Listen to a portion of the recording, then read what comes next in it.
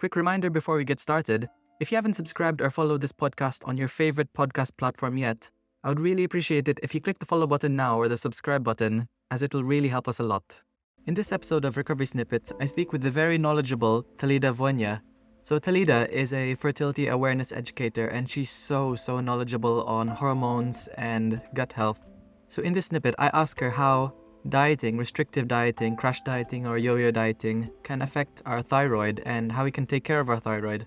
So let's check it out. Also knowing things about hormones, knowing that thyroid problems, which are so common in women where it affects your metabolism and it leads to weight gain and all of that. The number one cause of most thyroid issues, like 60% of them, outside of stress and trauma, which is behind most things, is yo-yo dieting.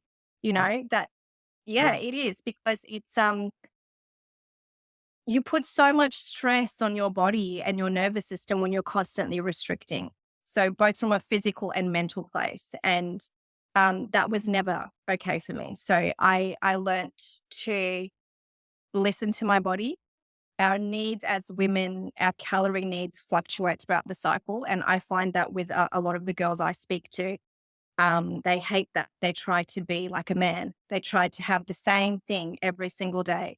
But in reality, in our luteal phase after ovulation, we need around 300 calories more. Requirements go up, and there's reasons for that. And so we need to go with those fluxes, and we need to eat what our body is requiring for us to eat so that we don't fall into these traps of, now I want to binge and eat all the dessert that I didn't allow myself to eat, So yeah. Yeah. No, that's really well answered. Just so I can have a bit more knowledge for myself. How does physiologically, how does restrictive eating affect the thyroid? So the thyroid, I would say, is that the number one cause of all hormone problems is stress and trauma. Okay. And restrictive eating, lowering calories or lowering, a certain macronutrient, like, you're going to go too low fat or you're going to go too low carb or something like that, that creates a state of stress in the body. So when we are restricting, our cortisol and adrenaline go up because our blood sugar is too low. And so it actually starts to break down our muscles and whatever to release more sugar into the blood to keep it stable. And that needs cortisol to do that. So now we're elevating our cortisol level, and cortisol is what interferes with all of our hormones, estrogen, progesterone, or all of them, and thyroid. And so over time, if you're constantly making these demands on your metabolism, you're constantly screwing up with your metabolism, you're constantly restricting and then gaining and restricting and gaining. It confuses it. But really the core of it is that restriction elevates cortisol, cortisol messes thyroid.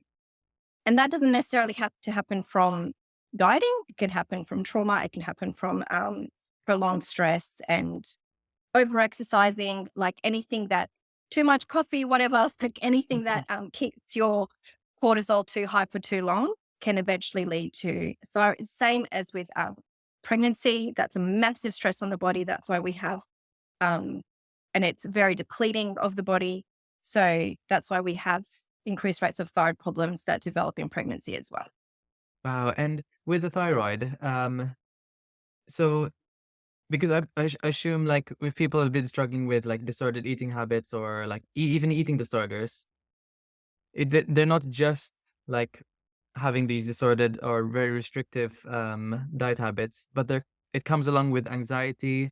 It comes along with chronic stress, whether it's maybe anxiety, depression. It comes with so many things.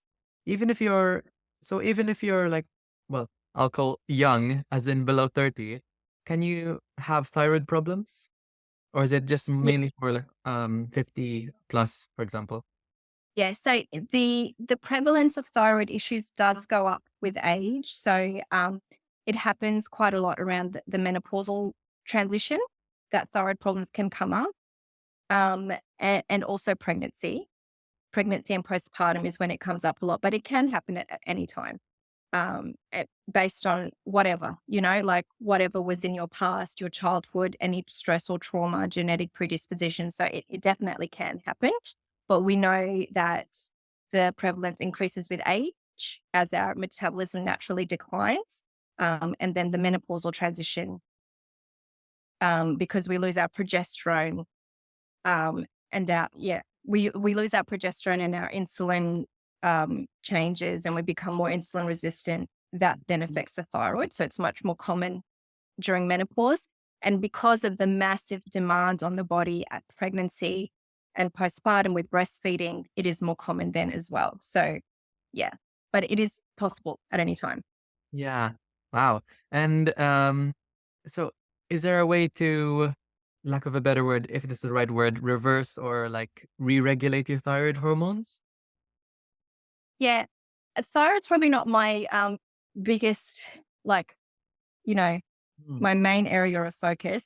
There is, but I will say that um, it's going to take, if you have a confirmed thyroid problem, not it's probably going to take a combination of medications, thyroid medications, and diet and lifestyle problems. So mm, um, unfortunately, I think what happens is that thyroid issues don't get picked up until very late.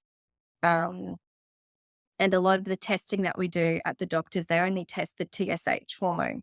mm. And when that one's off, it's already quite bad. Like it's already like the thyroid's already halfway gone kind of thing.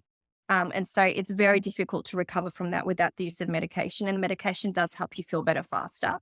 Um, but I think the key here is if we could get in earlier and we could establish some healthy, um, lifestyle and dietary patterns to prevent. And then if you're getting earlier than that, yeah, you can reverse it without medication.